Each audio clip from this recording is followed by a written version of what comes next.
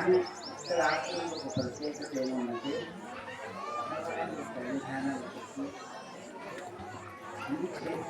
ఈ స్థానంలో ఒక మహిమను చూపెట్టి పోయినారు.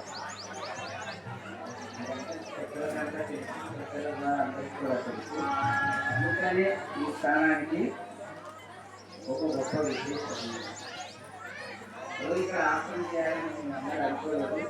బాలంపేట వాళ్ళు భక్తులు, ఇక్కడ ఉండేపల్లి వాళ్ళు భక్తులు కలిసి తీసుకుంటారు. బాలంపేటలో కానీ కలిసి ఉంటారని అనుకున్నాం. కానీ అనుకోకుండా ఇక్కడ ఆసనం ఏర్పాటు చేయడానికి అనుమతిస్తున్నారని రాష్ట్రపతి ద్వారా తెలుసుకొని సరే అదైతే మంచిదని అమ్మగారికి అడగటం జరిగింది. సరే మంచిది ఆయన చేస్తే చేయవచ్చని అమ్మగారు ఆదేశం ప్రకారమే ఇక్కడ ఆసనం ఏర్పాటు చేసి బాధ్యతలు కూడా ప్రతిష్ట జరిగింది. అందువల్ల ఈ స్థానం ఇక్కడ వీరభద్రుడు ఉన్నారు, ఇక్కడ అమ్మగారు ఉన్నారు. అది ఇంకొక ప్రసిద్ధి కావడానికి అందరూ కూడా సహకరించి తీసుకోవాలి. ఎందుకంటే అమ్మ అంటే సద్గురువులు ఇచ్చిన యొక్క దైవం ప్రపంచంలో ఎక్కడ కూడా లేదు. శ్రీరామచంద్రుడు కూడా వశిష్ఠుల వారి దగ్గరికి వెళ్ళి వారి దగ్గర విద్యను పెట్టి వారి ద్వారా జ్ఞానాన్ని పొందేది అంటే విశ్వామిత్రుడు. అట్లే కృష్ణుడు కూడా సాంఘికుల దగ్గరికి గురువు ద్వారానే జ్ఞానాన్ని పొందాడు. కావున గురుస్థానం అనేది ఉన్నతమైనది కాబట్టి అమ్మ చాలా అఖండంగా స్వరూపాన్ని అనుష్ఠిస్తారు. ఈ విషయాలంతా కూడా అమ్మగారు మన మధ్యనే ఉంటే ఆ చెట్టు మీద ఈ చెట్టు మీద అంతా ఉంటూ ఆ తర్వాత బుక్క మీద కూడా ఉండి అక్కడ శివాలయం నిర్మాణం చేసుకుని అమ్మగారు 31 రోజులు అక్కడ ధ్యానం చేశారు శివాలయం. అప్పుడే అమ్మకి శంకరుడు ప్రత్యక్షమైన అటువంటి యొక్క స్థానము మనకి దగ్గరలో ఉన్నది. మనం తెలుసుకోవాలి. మనం కళ్ళతో మనం విన్నాము, మన కళ్ళతో మనం అమ్మని చూసాము. అంటే అమ్మగారికి 1953లో నివసించేటువంటి గృహాన్ని ఏర్పాటు చేశారు.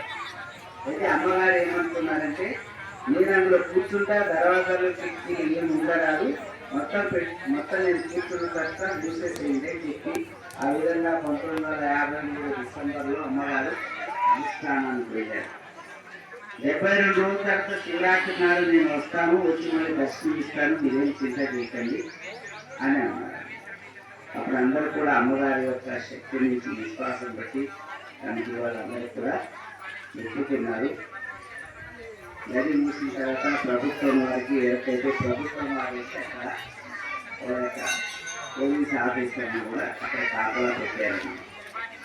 ఆమె 1954 శివరాత్రి రోజు తెల్లవారుజామున ఆ యొక్క గోడ దాని నుంచి అంటే పగిలి అమ్మగారికి దర్శనం ఇచ్చినారు. అదంతా చూసిన వాళ్ళు అందరు ఉన్నారు, ఇప్పుడు కూడా ఉన్నారు. చూసిన వాళ్ళు అది విన్న వాళ్ళంతా కూడా చాలా మంది ఉన్నారు. ఇటువంటి యొక్క అమ్మ మహిమలు చూపిస్తే కూడా ఇంకా ఈ అజ్ఞానంలో ఉన్నారు. ఇంకేమో ఇంకా అజ్ఞానంలో ఉన్నది, కూడా అజ్ఞానంలో ఉన్నది. ఏం చెప్పాలనో అర్థం కాదు. ఎంత కర్మలో ఉన్నారంటే అంత కర్మలో ఉండి అజ్ఞానంలోనే పోతున్నారు. కానీ అజ్ఞానంలోకి రావటం లేదు. వచ్చిన వాళ్ళు ఎవరై అంటే అమ్మ ఏదో పూర్వజన్మ పుణ్యం ఉంది. వీళ్ళంతా కూడా అమ్మ భక్తులు అయినారు. వీళ్ళ ఏదో పూర్వజన్మ పుణ్యం. ఇటువంటి భగవతి యొక్క సంస్కారం అందరూ అందుకోవాలి. టైం వచ్చేసింది. ఇంకా 3 సంవత్సరాల లోపల ఈ లోకం ఎవరు ఉంటారో ఎవరు ఉండరో తెలియదు. ఆ విధంగా రాబోతుంది. మీకు తెలియదు అదంతా. అమ్మగారు చెప్పి అనుష్ఠానంలో కూర్చున్నారు. అయినా బారాన పోతుంది, చారానే ఉంటుంది. అప్పుడు మరి భగవంతుడు బయటకు వస్తాడు. అప్పుడు దాకా భగవంతుడు దర్శనం కూడా దొరకదు.